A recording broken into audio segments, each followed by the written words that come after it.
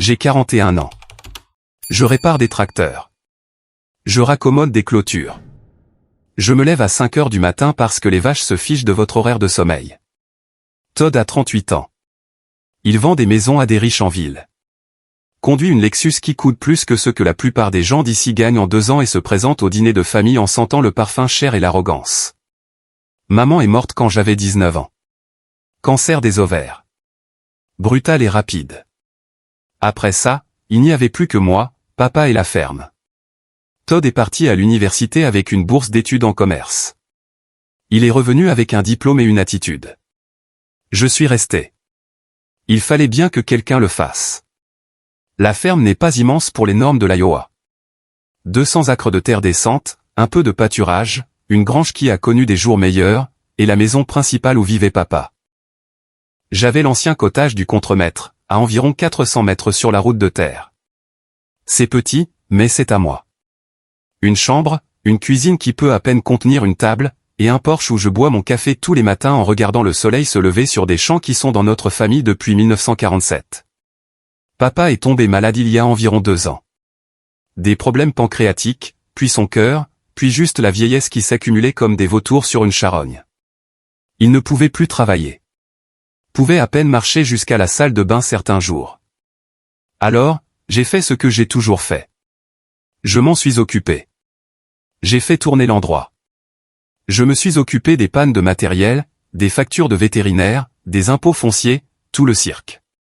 Todd a commencé à se montrer plus souvent une fois que papa est devenu vraiment malade. Toutes les 2 semaines, il arrivait dans cette Lexus brillante.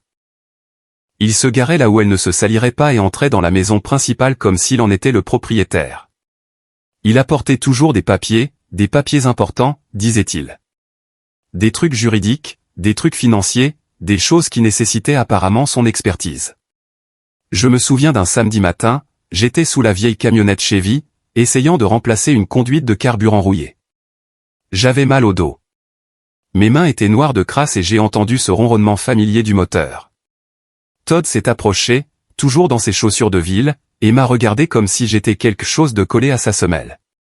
Il a dit, « Et Marc, tu as vérifié le niveau d'huile de ce truc dernièrement ou tu attends juste qu'il se grippe ?» Ce n'était pas une question, c'était une déclaration.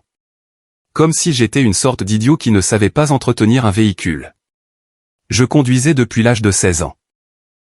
Je n'ai pas répondu. J'ai appris il y a longtemps qu'avec Todd, le silence fonctionne mieux que la dispute. Il prend votre silence pour de la stupidité, ce qui est exactement ce que vous voulez qu'il pense. Papa a commencé à changer à cette époque. Ou peut-être que Todd a commencé à le changer. Difficile à dire, mais soudain, chaque conversation que j'avais avec le vieil homme semblait supervisée. Todd était toujours là, planant, intervenant avec des commentaires sur la façon dont la clôture du pâturage nord s'affaissait, comment le toit de la grange avait besoin de travaux, comment je devrais appeler un professionnel pour ceci ou cela. Puis est venue la procuration. Todd l'a expliqué à papa un après-midi alors que j'étais en train de réparer le système d'irrigation. Le temps que je revienne à la maison, boueux et épuisé, c'était fait. Todd avait le contrôle légal des finances de papa pour sa protection, a dit Todd. Pour qu'il n'ait pas à se soucier des questions fiscales compliquées, des factures médicales et de toute cette paperasse stressante. J'ai juste hoché la tête. Qu'est-ce que j'allais faire? Discuter? Papa était assis là, l'air fatigué et petit dans son fauteuil inclinable, et il semblait soulagé, comme si Todd venait de lui enlever un poids. Peut-être qu'il l'avait fait.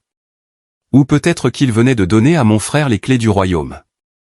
Les choses ont empiré après ça. Todd a commencé à gérer les niveaux de stress de papa, comme il l'appelait. Apparemment, j'étais une source de stress. Soudain, je ne pouvais plus parler à papa seul. Todd était toujours là. Où il appelait en plein milieu de nos conversations. Où il organisait ses réunions de famille où il suggérait gentiment que je ne gérais peut-être pas la ferme aussi bien que je le pensais. Il avait des graphiques, de vrais graphiques imprimés montrant les coûts d'entretien et les dépenses prévues. Il pointait des chiffres et secouait la tête tristement, comme un médecin annonçant une mauvaise nouvelle. Papa me regardait avec cette expression que je n'avais jamais vue auparavant. De la déception mêlée de pitié, comme s'il me voyait clairement pour la première fois et réalisait que je n'étais pas celui qu'il pensait. Marc Aurèle a écrit que la meilleure vengeance est de ne pas ressembler à celui qui a commis l'offense. J'ai beaucoup pensé à cette citation pendant ces mois. J'y pensais chaque fois que Todd me tapait sur l'épaule et me disait de ne pas m'inquiéter la tête avec les finances familiales complexes. J'avais une échappatoire. Les mardis soirs. Chaque mardi soir, sans faute. Todd s'asseyait dans le salon de papa, lisant le Wall Street Journal, sirotant une bière artisanale qu'il avait apportée de la ville, parlant des tendances du marché et des opportunités d'investissement qui me passaient au-dessus de la tête comme des avions de chasse. Et moi, je retournais à mon cottage, j'ouvrais mon ordinateur portable qui tenait avec du ruban adhésif et des prières, et je lisais les documents les plus ennuyeux de tout Internet. Les procès-verbaux des réunions du conseil de comté. Je sais ce que vous pensez. Les procès-verbaux du conseil de comté. C'est là que vous tracez la ligne entre l'excitant et regardez la peinture sécher, puis vous faites 10 pas vers la peinture. Mais mon grand-père, le père de papa, m'a dit quelque chose quand j'avais 15 ans. Il a dit, Marc, l'argent ne se cache pas dans les endroits excitants.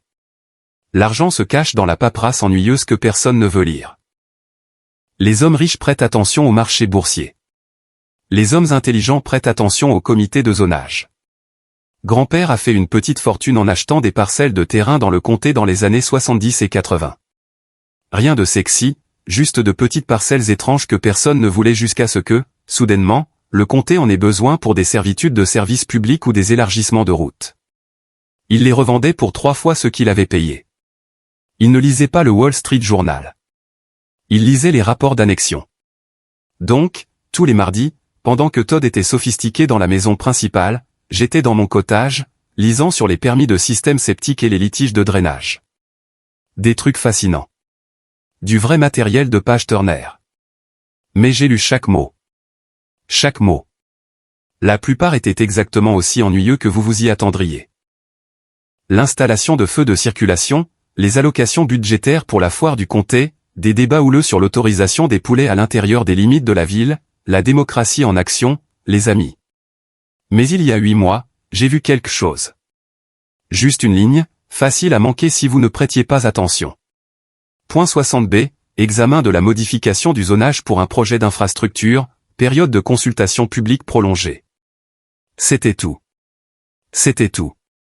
Mais il y avait une référence de pièce jointe, un numéro de parcelle, et quand j'ai cliqué sur la base de données de l'évaluateur du comté, qui est à peu près aussi convivial qu'un porc-épic dans un sac de couchage, j'ai trouvé l'emplacement, l'ancienne carrière Johnson.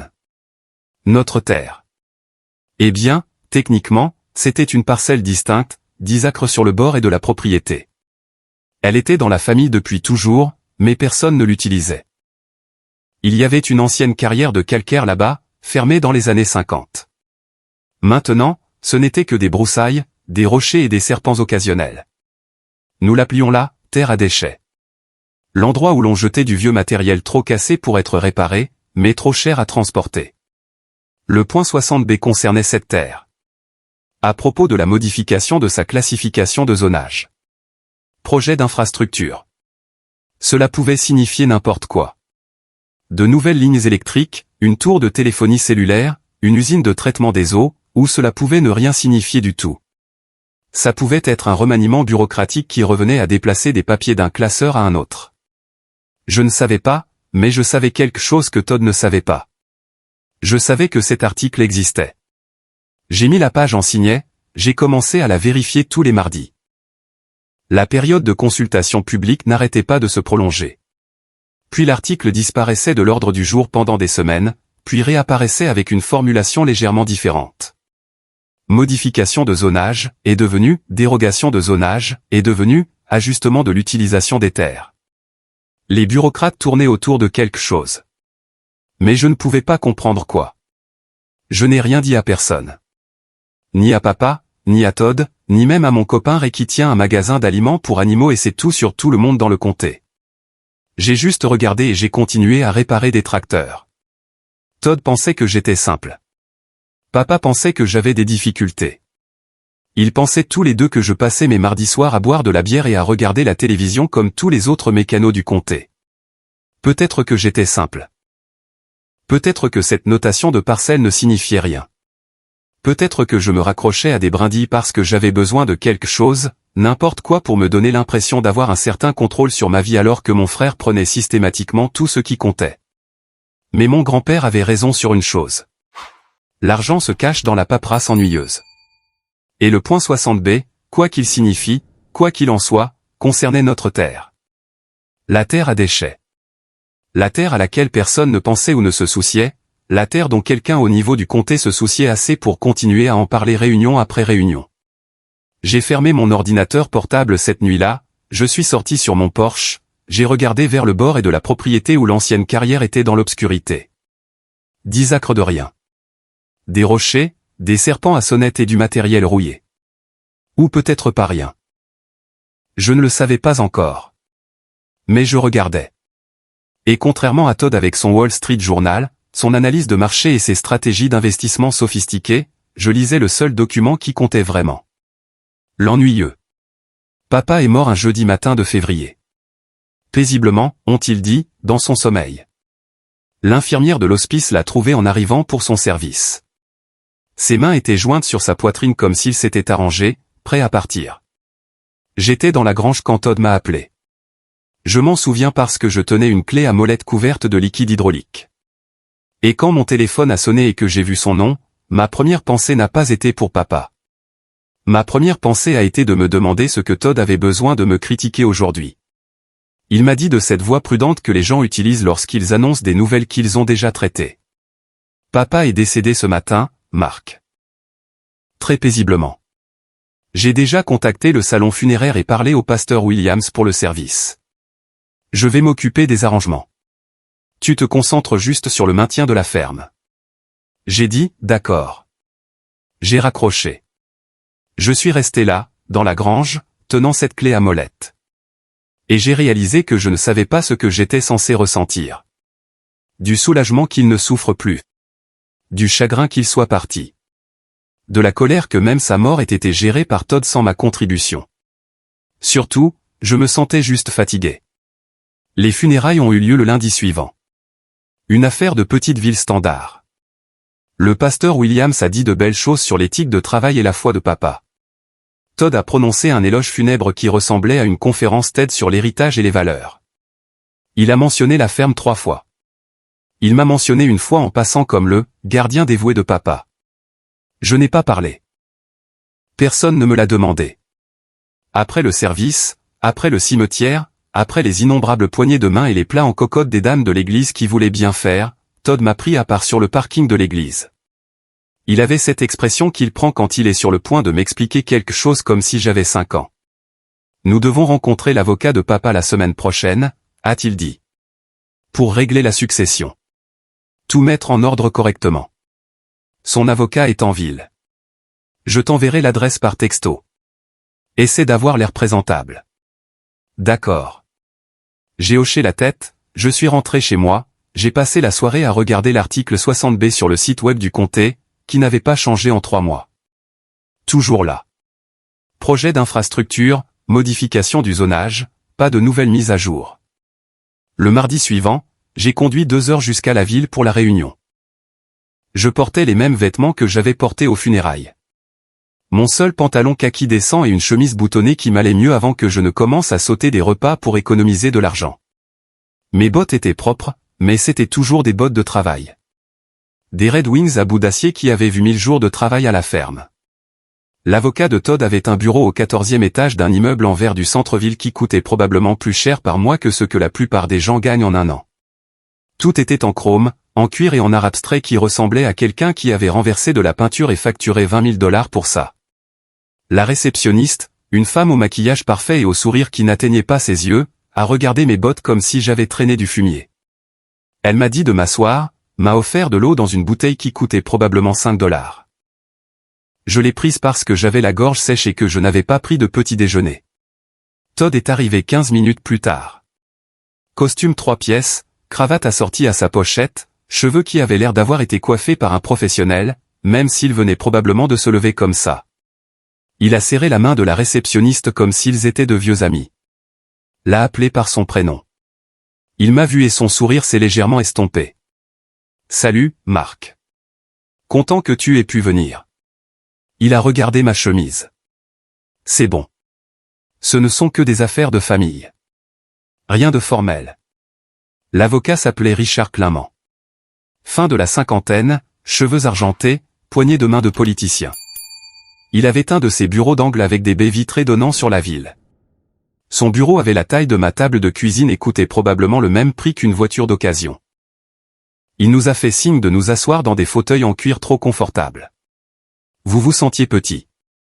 Il avait un dossier devant lui avec le nom de papa dessus. Des intercalaires. Des notes autocollantes colorées. Une organisation professionnelle. Todd s'est assis, a croisé les jambes, l'air complètement à l'aise. Je me suis assis en avant, les mains sur les genoux, essayant de ne rien toucher de chair. Clément a commencé avec le discours habituel de l'avocat. Désolé pour votre perte. Votre père était un homme bon. Ce n'est qu'une formalité pour exécuter ses volontés.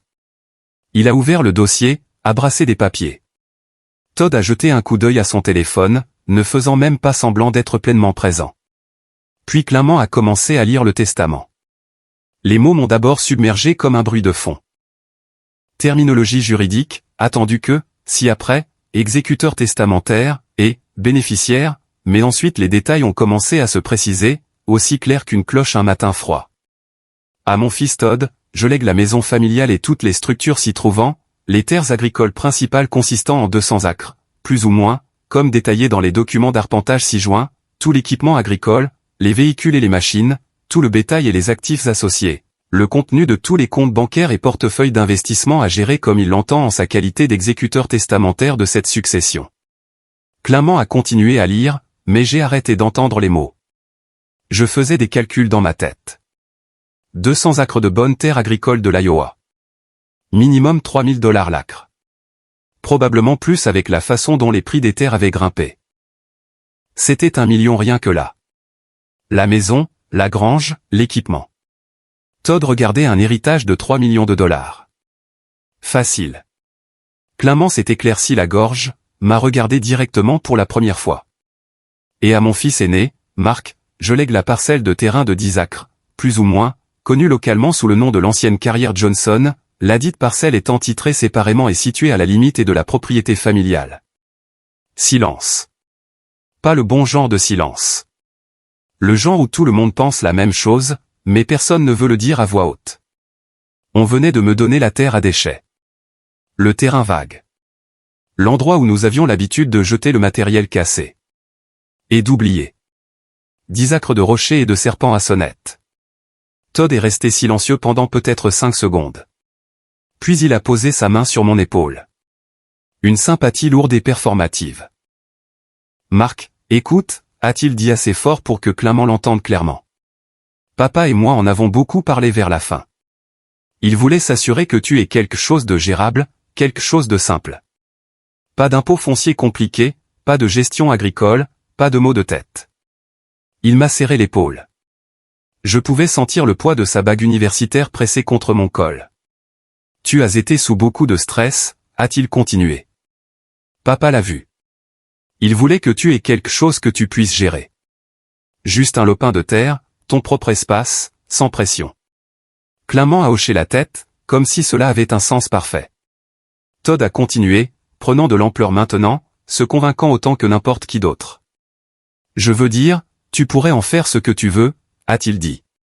Mettre une caravane là-bas, commencer une petite ferme de loisirs, peut-être y entreposer du matériel.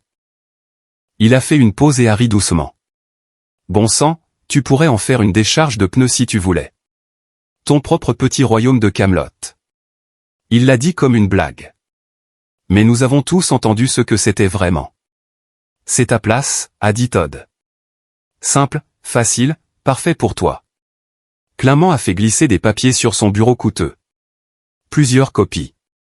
Des onglets marqués de petits autocollants, signés ici, de couleur fluo.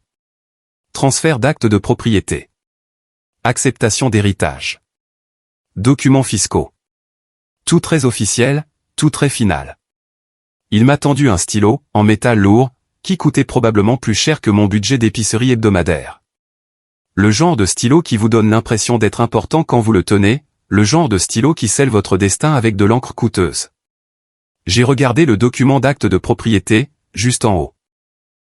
Description légale, numéro de parcelle, référence au registre du comté. Parcelle 60B. La même parcelle que j'observais sur le site web du comté depuis 8 mois. La même parcelle liée à l'article 60B, projet d'infrastructure, modification du zonage, la chose qui n'arrêtait pas d'apparaître et de disparaître des ordres du jour des réunions comme un fantôme qui ne pouvait pas décider s'il était réel. Mon grand-père avait un autre dicton. Il en avait beaucoup. La plupart appris à la dure. Il disait, Marc, ne corrige jamais un imbécile quand il te rend service. Laisse-le croire qu'il gagne jusqu'au moment où tu encaisses le chèque. Todd me regardait avec pitié. Une pitié sincère. Il croyait vraiment qu'il faisait la bonne chose, protégeant son simple frère aîné des complexités de la vraie richesse et de la vraie responsabilité, me donnant quelque chose que je pouvais gérer avec mes capacités limitées. Clément attendait, le stylo en suspens sur ses propres documents, prêt à notarier une fois que j'aurais signé. J'ai pris ce stylo coûteux. Il était plus lourd que je ne l'avais prévu, équilibré, le genre d'outil qui vous donne l'impression que tout ce que vous signez doit être important. Todd me regardait. Je pouvais sentir ses yeux, attendant que j'objecte, que je discute, que je montre enfin un peu de courage et que je me batte pour ce que je méritais. Attendant que je prouve que j'étais exactement aussi simple qu'il le croyait. Je lui ai donné ce qu'il voulait. J'ai laissé mes épaules s'affaisser un peu, j'ai laissé mes mains trembler juste assez pour être perceptible lorsque j'ai touché le stylo au papier. J'ai signé lentement, avec soin, comme un homme qui sait qu'il se fait arnaquer mais qui n'a ni l'éducation ni le courage de se battre. Marc Aurèle a écrit que l'obstacle à l'action fait avancer l'action et que ce qui se dresse sur le chemin devient le chemin. J'y ai pensé en signant mon nom 3 fois, 4 fois, 5 fois sur des actes, des transferts et des documents fiscaux qui me donnaient la propriété légale de 10 acres de rochers sans valeur. Todd a vu la défaite dans mes yeux, la résignation, l'acceptation de ma place dans la hiérarchie familiale, l'ouvrier reconnaissant la reine. Il n'a pas vu la calculatrice tourner dans ma tête. Il ne m'a pas vu faire le calcul des projets d'infrastructure, des modifications de zonage et des périodes de consultation publique qui s'étalaient sur 8 mois de mardi soir. Il ne m'a pas vu calculer ce que cela signifie lorsque le gouvernement passe autant de temps et de paperasse sur 10 acres de terrain vague. J'ai rendu le stylo à Clément. Il a notarié les documents avec une efficacité exercée. Tampon, tampon, signature. Fait. Il a fait des copies, les a glissées dans des dossiers, m'a remis le mien dans une simple enveloppe manille qui semblait mince comparée au épais portefeuille en cuir qu'il a remis à Todd. Félicitations, a dit Clément. La succession est réglée. Todd s'est levé, a redressé sa veste, a serré la main de Clément avec cette poignée ferme qui disait « Homme d'affaires prospère ». Puis il s'est tourné vers moi, a posé ses 2 mains sur mes épaules comme un entraîneur consolant un joueur qui vient de perdre un gros match. « Je sais que ce n'est pas ce que tu attendais », a-t-il dit. Mais papa savait ce qu'il faisait. Crois-moi, c'est mieux pour toi. Plus simple. Tu verras. J'ai hoché la tête, j'ai réussi un faible sourire, j'ai joué mon rôle. Todd m'a accompagné jusqu'à l'ascenseur, a appuyé sur le bouton pour moi comme si je ne savais peut-être pas comment. M'a dit de conduire prudemment, de prendre soin de moi, d'appeler si j'avais besoin de quelque chose. Les portes de l'ascenseur se sont refermées sur son visage, compatissant et satisfait. J'ai descendu 14 étages seul dans cet ascenseur en verre, regardant la ville rétrécir en dessous de moi. Je tenais cette enveloppe manille avec mon acte de propriété pour 10 acres de terrain vague. Parcelle 60B. La même parcelle dont quelqu'un au niveau du comté se souciait assez pour continuer à en parler réunion après réunion. La même parcelle liée à un projet d'infrastructure que personne n'avait encore expliqué. La même parcelle que mon grand-père aurait qualifiée d'intéressante. Todd pensait qu'il avait gagné. Pensait qu'il m'avait parfaitement géré. Protéger l'héritage de papa de mon incompétence.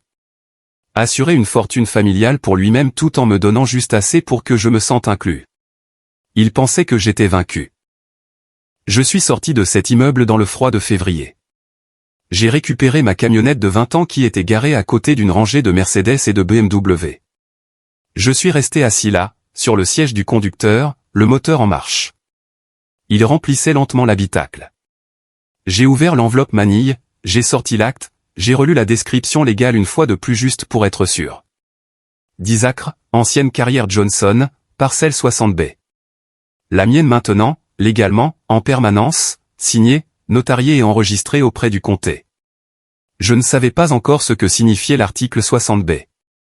Je ne savais pas si mes soupçons étaient fondés ou si j'étais juste un homme désespéré qui se raccrochait à des brindilles, essayant de trouver un sens à une paperasse bureaucratique qui pourrait ne rien signifier. Mais je savais une chose avec certitude. Todd venait de me donner le seul lopin de terre familial autour duquel le gouvernement du comté dansait depuis 8 mois. Le seul morceau dont il ne pouvait s'empêcher de parler lors de leurs ennuyeuses réunions du mardi soir. Le seul morceau que quelqu'un, quelque part, pensait assez important pour nécessiter des modifications de zonage, une planification d'infrastructures et des périodes de consultation publique prolongées. Et il me l'avait donné en l'appelant Camelot. En riant des décharges de pneus et des royaumes d'ordures. En me plaignant d'être trop simple pour gérer quoi que ce soit de plus compliqué. J'ai plié l'acte avec soin, je l'ai remis dans l'enveloppe, je l'ai posé sur le siège passager, puis j'ai conduit jusqu'à la maison. 2 heures à travers les terres agricoles de l'Iowa en février, des champs gelés et bruns, un ciel de la couleur du béton ancien. Je n'ai pas allumé la radio, j'ai juste conduit, pensé et fait des calculs dans ma tête qui pourraient tout signifier ou ne rien signifier. Quand je suis rentré à la ferme de Todd maintenant, je suis passé devant la maison principale sans m'arrêter. Je suis passé devant la grange, le hangar à matériel et les pâturages qui étaient autrefois ma préoccupation. J'ai conduit jusqu'à l'extrême de la propriété, jusqu'à l'ancienne carrière, mes 10 acres, je me suis garé au bout du chemin de terre. Je suis sorti, j'ai traversé le sol gelé et l'herbe morte jusqu'à ce que je sois au milieu de mon héritage. Des rochers, du matériel cassé, des broussailles perçant la neige, le vent coupant à travers l'espace ouvert sans rien pour l'arrêter. Le genre de terre qui n'a jamais rendu personne riche, qui n'a jamais rien fait pousser qui vaille la peine d'être récolté, qui n'a jamais rien fait d'autre que d'être là, inutile. Je me suis tenu au centre de mon royaume de terres inutiles, et je n'ai pas souri. Pas encore. Mais j'ai sorti mon téléphone, j'ai ouvert le site web du comté, j'ai vérifié l'article 60B une fois de plus. Toujours là, toujours en attente, toujours mystérieux, toujours à moi. Un mois a passé, puis une autre semaine, puis un autre mardi. Todd s'est occupé d'être un expert. Il a mis la ferme en vente sur Zillow avec des photos professionnelles qui donnaient l'impression que 200 acres de terre de l'Iowa ressemblaient à quelque chose d'un magazine de style de vie. Il publiait sur Facebook tous les quelques jours, des photos de lui appuyé contre sa Lexus avec la grange en arrière-plan, des légendes sur l'héritage familial, la gestion et l'honneur de la mémoire de papa. Il a eu beaucoup de « j'aime » de la part de gens qui le trouvaient inspirant. Moi, je n'ai rien fait. Absolument rien. Chaque matin, je préparais un thermos de café, je conduisais ma camionnette déglinguée jusqu'à l'extrême de la propriété, et je m'asseyais sur le haillon de mon camion, fixant 10 acres de rochers et d'herbes mortes. Parfois, je parcourais le périmètre, je comptais les rochers, je regardais le châssis de tracteur rouillé qui était là depuis avant ma naissance. Mon copain Ray du magasin d'aliments pour animaux m'a demandé une fois ce que je faisais là-bas. Je lui ai dit que je réfléchissais. Il a dit, « Tu réfléchis à quoi ?» J'ai dit à savoir si une terre inutile est vraiment inutile si quelqu'un est prêt à la mettre dans un testament. Il m'a regardé comme si j'étais devenu fou de chagrin. Le plus difficile au poker, c'est de rester immobile quand on sait qu'on a une quinte flush royale. On ne peut pas sourire, on ne peut pas s'agiter, on ne peut donner aucune indication qu'on est sur le point de rafler tous les jetons sur la table. On reste juste assis là, calme, attendant que tous les autres se ruinent en pariant. J'étais assis, j'attendais. Chaque mardi soir, je vérifiais le site web du comté. L'article 60B était toujours là, toujours en attente, toujours exaspérément vague. Projet d'infrastructure, modification du zonage, période de consultation publique prolongée pour la 4e fois. Quelque chose de grand se préparait. Je pouvais le sentir comme on sent une tempête se préparer même lorsque le ciel est encore bleu. Puis, un mardi de fin mars, c'est arrivé. J'étais dans mon cottage en train de manger des restes de chili directement dans la marmite parce que je n'avais pas fait la vaisselle depuis 3 jours lorsque mon téléphone a vibré avec une alerte d'actualité. L'application de nouvelles locales. Le genre de notification que j'ignorais habituellement parce qu'il s'agissait toujours de basketball de lycée ou de disputes au conseil municipal sur les panneaux d'arrêt. Celle-ci était différente. Le comté approuve les plans finaux pour le nouveau corridor de l'Interstate 82. La construction commencera en 2026. Mes mains ont arrêté de bouger. La cuillère à mi-chemin de ma bouche. Le chili refroidissant dans la marmite. J'ai cliqué sur l'article, j'ai commencé à lire, puis j'ai lu plus vite. Puis j'ai posé la cuillère et je l'ai relu depuis le début parce que mon cerveau ne pouvait pas traiter ce que mes yeux voyaient. L'État planifiait une nouvelle autoroute depuis 5 ans. LIL 82. Une artère majeure qui relierait notre comté à 3 États voisins. Le genre de projet qui coûte des milliards et change des régions entières pour toujours. Le genre de projet qui nécessite des études environnementales, une approbation fédérale et des années de manœuvres bureaucratiques silencieuses avant que quiconque ne sache même que cela se produit. Et il venait de publier les cartes de l'itinéraire final. J'ai cliqué sur le site web du service d'urbanisme du comté, j'ai téléchargé le PDF, 73 pages de dessins techniques et de spécifications d'ingénierie. J'ai fait défiler page après page de données d'arpentage et de projection de trafic jusqu'à ce que je trouve la section des cartes.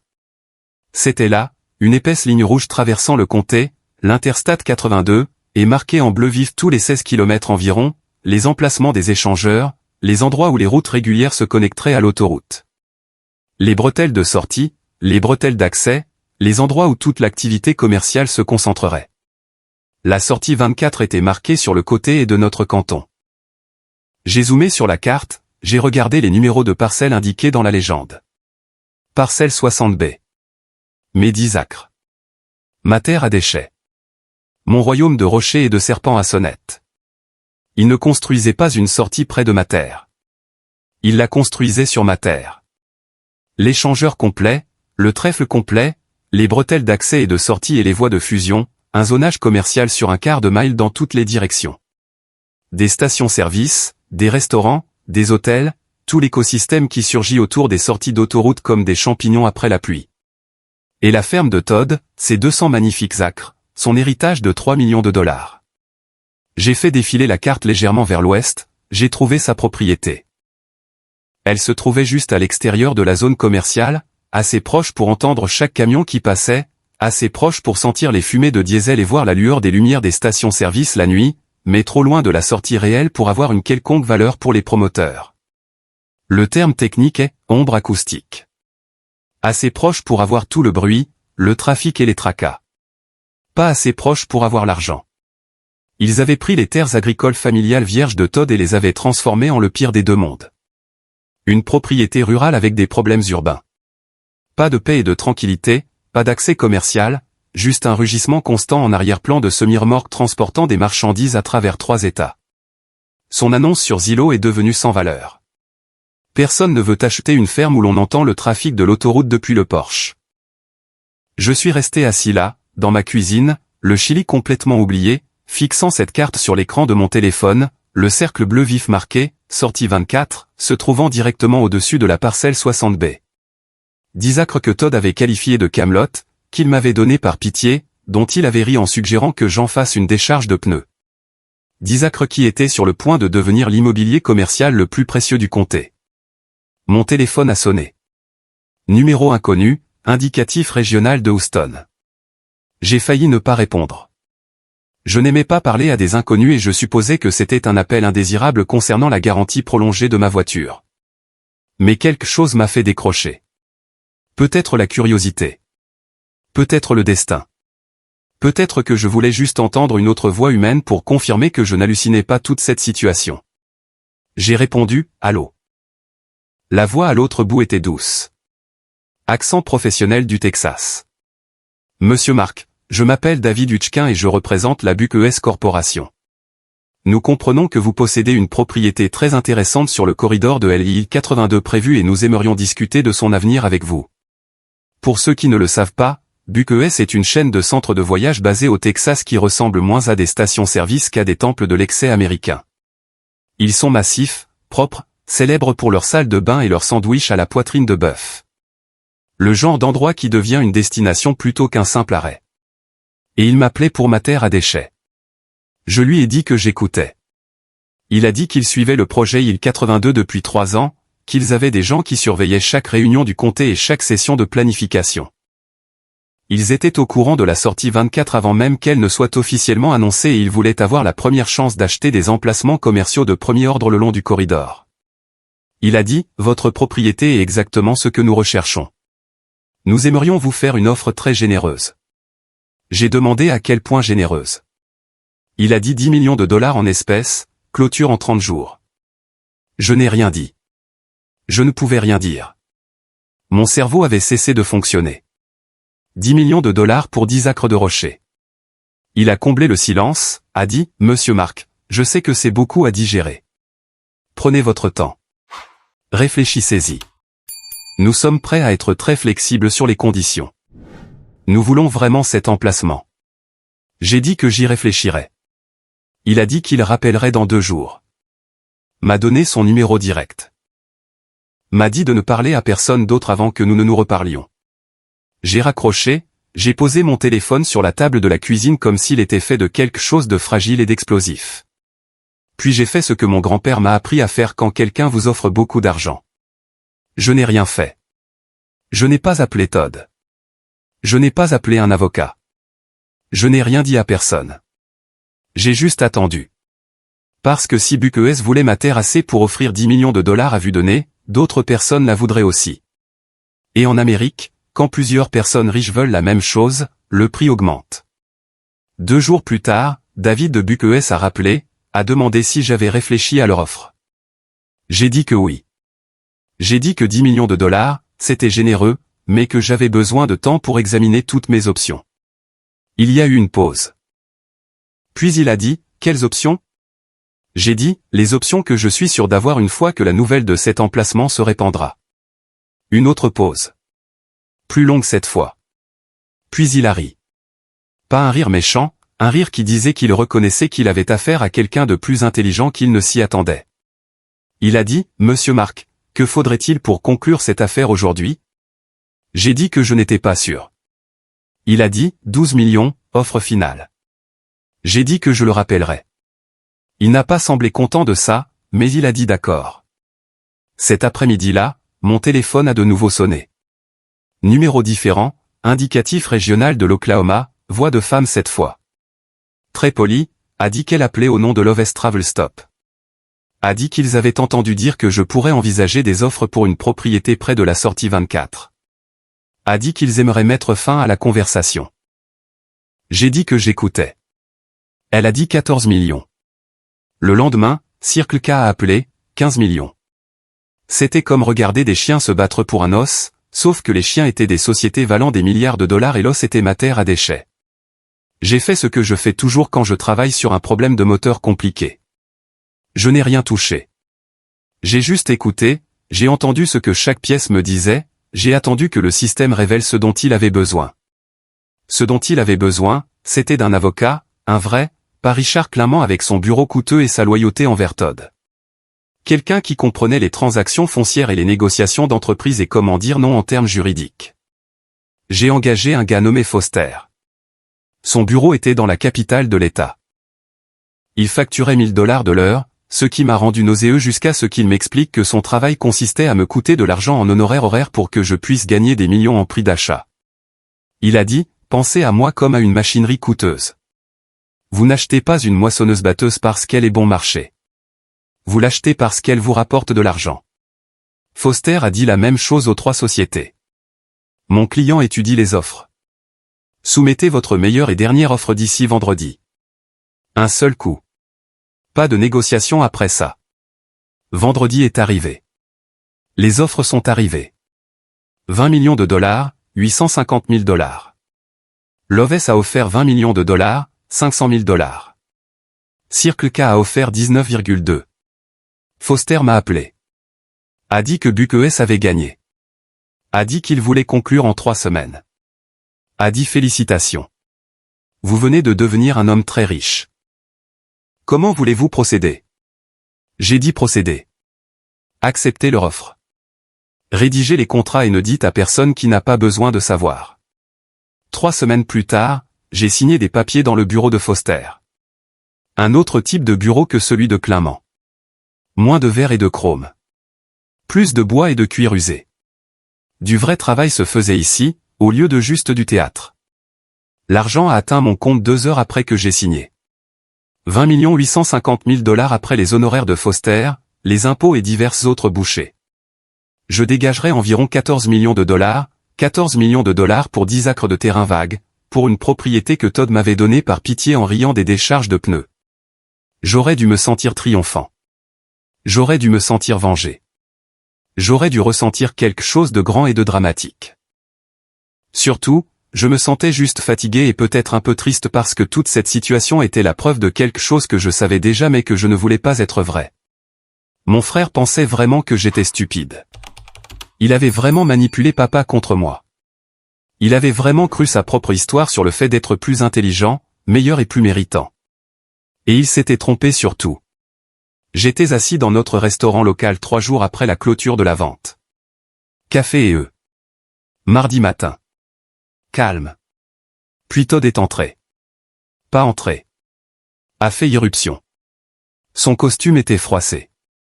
Son visage était rouge. Sa coupe de cheveux coûteuse semblait avoir été passée dans ses mains pendant des heures. Il m'a vu. Est venu directement à ma table. S'est tenu là, respirant fort comme s'il venait de courir un marathon. Les gens dans le restaurant se sont tus. Les petites villes aiment le drame presque autant qu'elles aiment les potins. Todd ne s'est pas assis. Il est juste resté là, me fixant avec quelque chose entre la fureur et la trahison dans ses yeux. Il a dit, tu savais. Sa voix tremblait.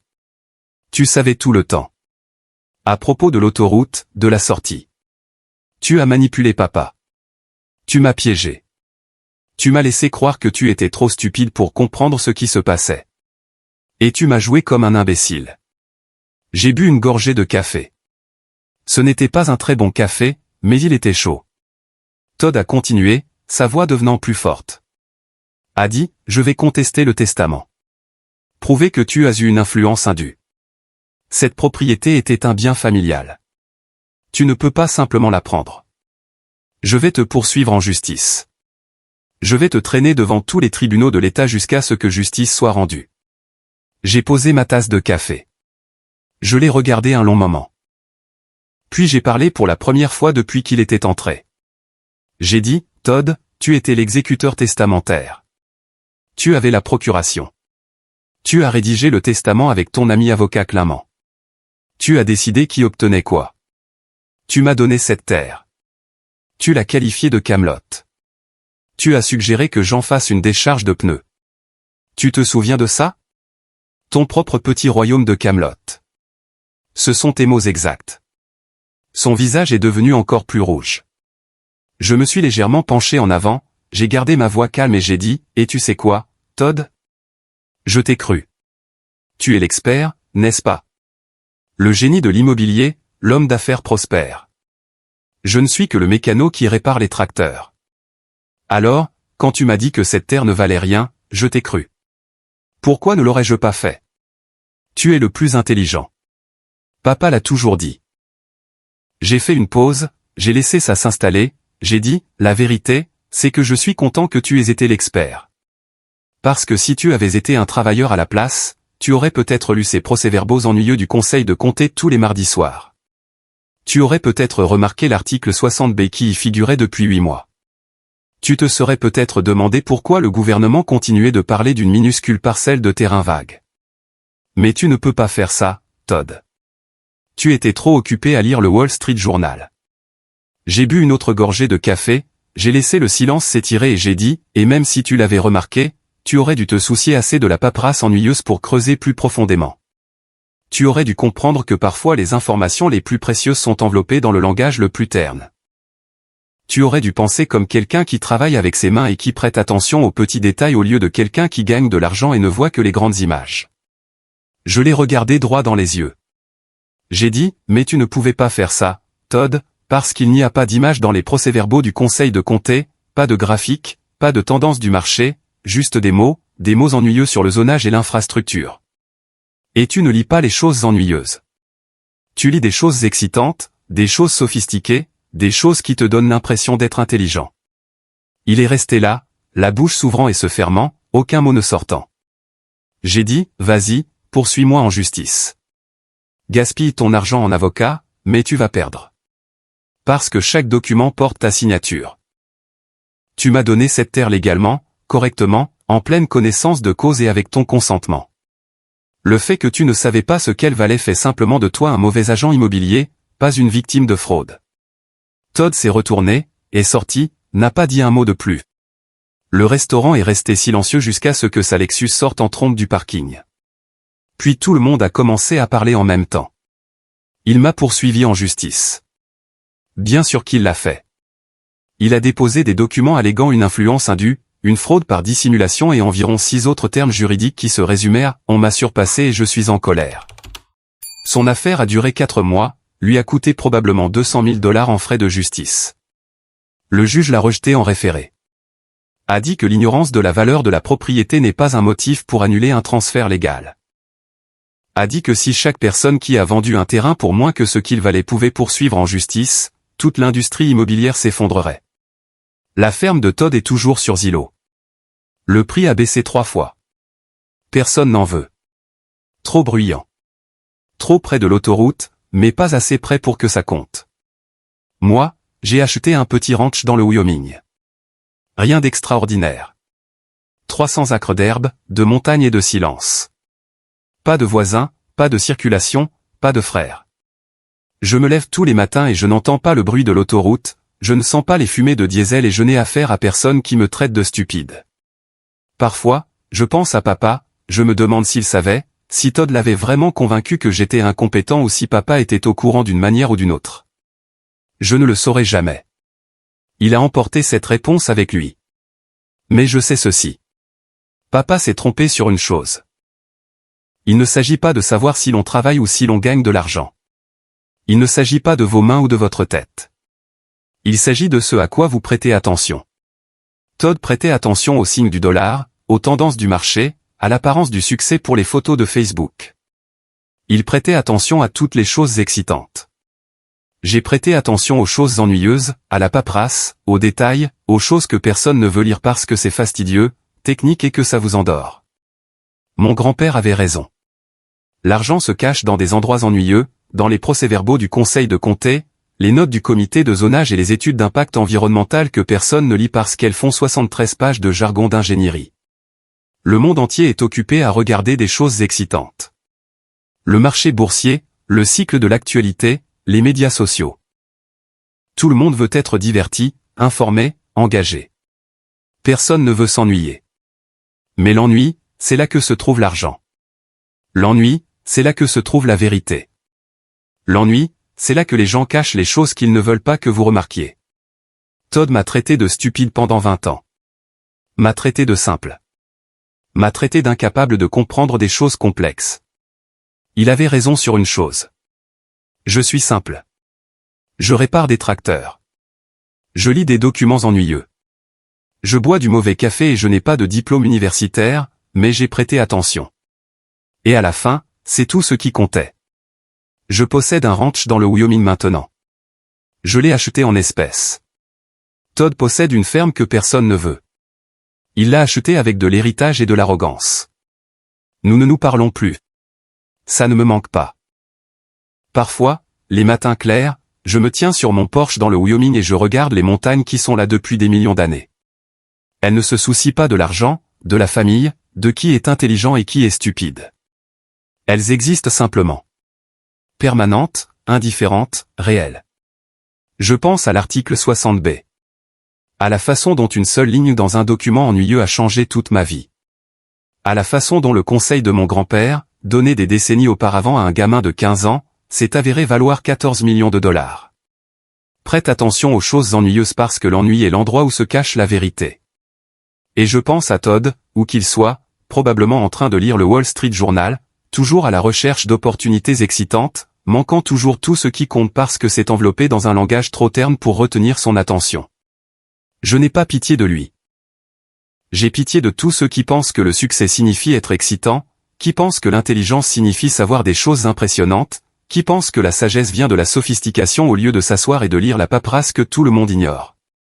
Papa a divisé le monde en gens qui travaillent et en gens qui gagnent de l'argent. Il s'est trompé. La vraie division est plus simple. Les gens qui prêtent attention et les gens qui ne le font pas. J'ai prêté attention.